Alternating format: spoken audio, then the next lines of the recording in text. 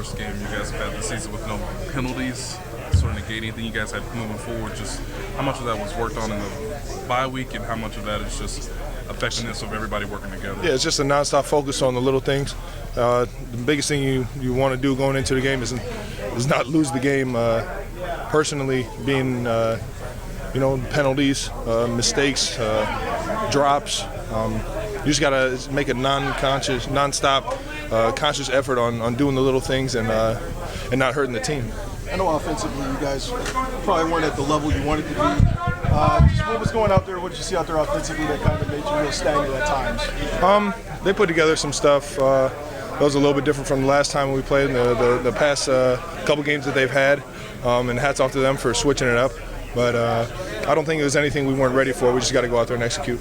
I know there was some excitement in Nashville when Pat came back. From then to seeing him today, does it feel more and more like this is the Patrick Mahomes you guys saw last year in terms of health, what he can do in the field, when he scrambles? We always know who Patrick Mahomes is. Like, don't ever get it twisted. Whether it looks like we're struggling as an offense or we're out there flying around putting up 40 points, we have all the faith in the world in what Pat's doing out there and his instincts and how he plays the game. It's just the third time that you and Patrick and Tyreek have all played the same game together this year. Does that a little bit have to do with the timing?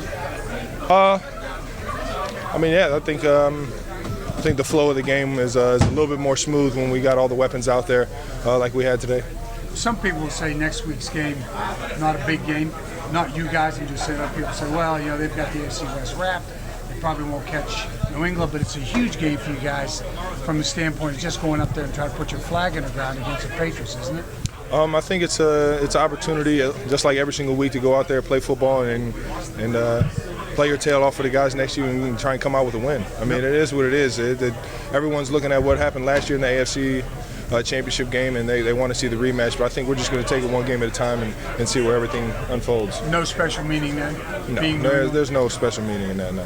I know it's gratifying to always get a win, Travis, but is it somewhat different to get a win when you do the little things right, when you it's have the best to rely feeling in the world. on the big plays? It's the best feeling in the world, be able to come away knowing that, all the small things that coaches harp on throughout the week, especially when it's something that we haven't been necessarily